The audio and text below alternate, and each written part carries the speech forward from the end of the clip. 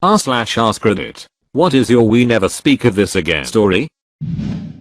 I was on a road trip with a buddy. We were heading to a 3-day music fest in Tennessee. We drove through the night and were making good time. He was driving and asked me to take the wheel for a second. I did. He grabbed a Gatorade bottle, unzipped, and started pissing in the bottle. I was a bit uncomfortable with my hand 6 inches above his exposed peen. But we were going 75 miles per hour and his foot was on the gas. We had more pressing concerns. Is my point. He finishes up and in one swift motion rolls down the window and lifts the Gatorade bottle toward the window to dump it. Wait, what do? Imagine a full bottle of warm piss filling up the entire interior of a car like a fine aerosol spray in a split second. That's what 75 miles per hour wind blowing inward does to a bottle of liquid trying to go outward. I learned that the hard way. Of course it got in my mouth. But that wasn't the worst of it. It was clogging my ears, like I had been swimming. It was stinging my eyes. It went so far up my nose that I sneezed it out. Twice. We looked at each other. Dripping piss. All I could say was, damn it. God damn it, dude. He turned on the AC after a time. Piss droplets blew out onto us. It was dripping on us from the ceiling of the car. We rode for a long time in silence. Do you know what a person and the interior of a car covered in piss smell like after being in 103-degree heat for 3 days and no means to wash up? I do. Edit. Now strangers are showering me with gold. Thanks. Bonnaroo. Indeed. So I'm in high school and got trashed at a party. Somehow I made it home. In the middle of the night I drunkenly wander into my parents' bedroom, sit on my dad's hamper, and take a good long piss. My dad woke up in the middle of it and pushed me back into my room. I wake up in the morning and go to the living room and see dad. He starts cracking up and told me what happened. Said we won't tell anyone and to go upstairs and clean out his hamper. Ended up having to buy him a new hamper. My mom never said anything about it, so I have no idea if she knew. My dad passed away about 10 years ago. Since that time my mom told me a story about my dad getting drunk one night shortly after they were married, and she woke up in the middle of the night to see him peeing in his hamper. Apparently, I'm totally my father's daughter and have still never told anyone about it. I feel like you should tell her. I almost did. I just didn't know how she would handle knowing that both her husband and daughter have issues with alcohol and hampers. Thanks for the gold. Warning. Graphic story. Years ago my girlfriend and I snuck off to a bathroom to duck after everyone passed out at a house party. We were young. She was fun. And she wanted it in her butt. You got it, champ. I was sitting on the closed toilet and she was basically doing the stand-up reverse cowgirl thing. Felt great. At some point one of our drunk friends woke up to piss and came bursting into the bathroom. She jumps up and shock causing an extremely fast and unexpected pullout. Poop everywhere. The next morning the same drunk friend comes stumbling out of the bathroom after having passed out from his drunken midnight piss. Guys, I got really drunk last night and I think I might have hid on the floor in the bathroom. Damn right you did. Apology accepted. Go clean that up. That drunk friend should be ashamed of himself. Dirty bastard. This was over a decade ago. That man now is married and is a parent. He has a government security clearance. He still thinks he did the poop. My plan is to tell the real story on his child's 21st birthday party. Walked in on a close family member wanking in the living room. They saw that I saw. Immediately left to deal with something else. Came back and asked how their day had been. They said good thanks. How's your day going? Good thanks. That's good. That's real good. Yup, man I sure am thirsty. Smacks lips yup. Not so much we never spoke of it again. But I've never spoken of it. In college. Skipped the day to play some Cody. Got bored and decided to take matters into my own hands. My dorm room was on top floor, 4th, and the window blinds were open. As I was furiously taking out my frustrations, a window washer came up to the window on a suspended scaffold. We locked eyes for a second, and he left my window unwashed and slowly went back down. Steve, bring it down. Why?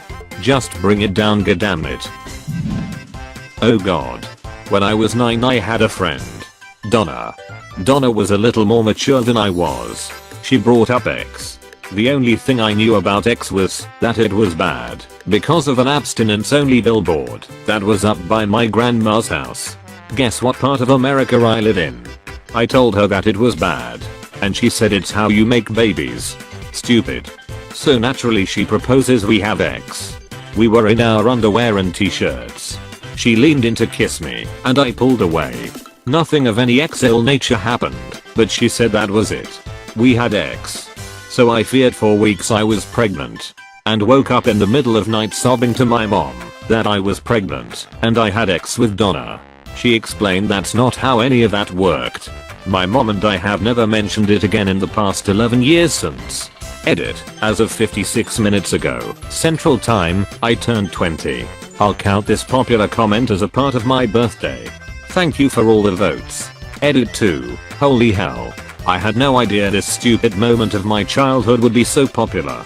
Thank you everyone. And a special thank you for the gold. Holy hit. Pretty much the exact same thing happened to me. I was around that age. Too. And I remember one day I was so freaked out about the fact that I could get a disease or get the poor innocent girl pregnant. I cried to my dad about how I had X. And he just kind of asked me what exactly happened and he told me to stop worrying. And I've a lot to learn about still. We didn't have X. Never even mentioned it once or talked about it since. But damn, even thinking back at that it feels embarrassing and awkward lol. Donna? Roommates told me to text him when I got home so we could smoke a cigarette. I thought that's ducking dumb. He'll be able to clearly hear me coming home. So I knocked on his bedroom door and waltzed in. Only to see him taking a peen pick or wanking. I'm still not sure which. He jolted up and said something along the lines of whoa hey, and I just said UHH hi, and then we went outside and smoked a cigarette. Whoa hey. Deg. Deg. Better than no hit. I'm sorry, we all know what that leads to. I was drinking vodka. And I had this guy pal that I was trying to bang, but he refused to bang a drunk girl while he was sober. I grabbed my phone and started looking for some action. No such luck. I eventually passed out and went to sleep. When I woke up the next morning, I read the texts I'd sent in absolute horror. Me, what are you doing? G, getting ready for bed. You? Me, drunk, topless, and looking for some fun. G, lol. Good luck. I'm going to bed. G, happened to my boss who just started a few weeks ago. At the time Facebook would merge your friend's contact info into your address book.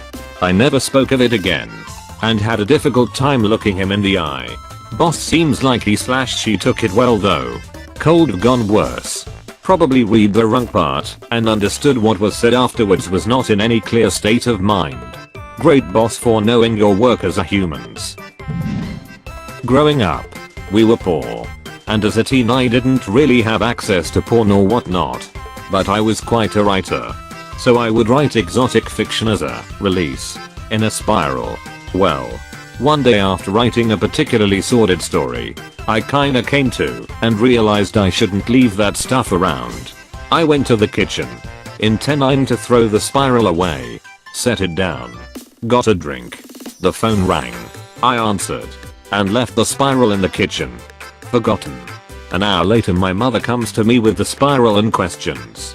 I won't get into it, but she described how a lot of my stories wouldn't really ever happen and were a bit extreme. She threw it away and it never came back up. I hit puberty about the same time I got decent at drawing. After I got home from my first year of college my parents unceremoniously dropped a box of spiral notebooks on my bed. No words were exchanged, but I could tell they had looked. The notebooks were burned. I burnt the notebooks the first night my parents left me alone in the house. We've never spoken of it since. Nowadays you'd have a bustling Patreon career. Here's a recent. My buddies and I actually voiced the phrase "we can never tell this story" in the truck afterwards. Road trip with two buddies. Cal and Joel. Driving home. Late at night. We're in the mindset that we are tired of sitting in the truck and ready to be home, so we drove through the night to get the miles behind us. Finally, about 3 AM we pull off the highway onto a forest road and drive until we see a spot to camp. Decent grassy clearing. Looks like someone has had the same idea here before. We pile out and grab our tents and start setting up. Joel is tired and quiet. Cal has the inhuman ability of speaking in a continuous run-on sentence for hours. Doesn't matter what time. Wake him up at 4 AM and from a dead sleep he'll start telling you a story before his feet hit the ground. He's funny, too. So it keeps the road trip interesting. Setting up camp. Cal is deep in a half story, half rhetorical essay. When he stops, cold, I look over his way, shining my headlamp on him. His lamp trails off into the trees. Are those eyes? I look where he's looking and stare for a good while. Might just be dew on the leaves or a marker on the trees. Wouldn't be surprised if this road is used for motorcycle races. We stare a while longer. Neither of us can relax. Finally, I grab a shovel and start walking toward the little glowing beads. Neither of us were going to sleep without resolution. Duck guys. Go to bed. Joel announces with confidence. There's no predators in this area. There are. I've seen both bears and cougars in the area. Joel isn't from the area. Cal and I continue on. I cover about half the ground between me and the orbs and I pause. It's so dark and they are so far away I can't quite make out if they are moving slightly or if it's just the shadows cast from my headlamp. I throw a rock. I yell. Pause. Then they blink. Okay. Yep. It's an animal and it's not scaring with rocks. I say toward Cal, slowly walking backward. It clearly sees us. It's watching me. Cal agrees. Let's just watch it for a while. We finish setting up our tents, keeping a light on the creature at all times. Finally, it starts to move. The two little orbs raise a few inches off the ground and start strafing us, rocking ever so slightly back and forth as they start a wide circle skirting our campsite. A slight pause here and there, but they continue to close in even as we unleash a thunderstorm of rocks and yelling and quickly sidestep toward the truck. Joel. Whatever it is, it's moving our way. Keep a light on it. Keep a light on it. Joel yells and fumbles with his tent zipper. He's already taken his pants off and comes booking toward the truck, emanating his own light from his pasty white thighs. He gets inside and sits in the back. Cal and I are perched on either side of the truck, ready to jump inside so fast we are bound to knock heads over the gear shift. The creature is behind a bush about 20 feet from the truck at this point. The leaves are shifting slightly. It's still coming. Cal and I share a couple words of encouragement. Waiting. Waiting. And then the bushes part. When the claw sunk into Cal's neck he screamed and I dove over the cab. Just kidding. The bushes part and a ducking deer walks out and right up to the truck. Turns out people did camp here before and apparently they fed the ducking deer. Whatever survival instinct once was in this long-legged forest rodent was long gone. And we were 3 men and their jammers crouching in a truck, hiding from it. Full disclosure, I've actually told the story a few other times. Edit. Oh wow. Thanks for the gold. Edit 2. Thanks y'all for the kind critique of my writing. It's a hobby, but you're encouraging me to do more. This cracked me up. Love how you tell the story.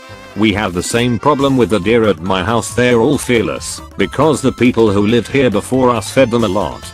And the first year we were here there was one who would walk onto my back patio as soon as I opened the door if she was around. They're still abnormally docile and we've been here a few years. Do you feed them as well? Walked in on future mother-in-law while she was on the toilet taking a dump. She did attempt to address it shortly afterward, but I managed to hit it down and we have never spoken of it since. Because that's how we do things in Britain. Edit. I now see the typo.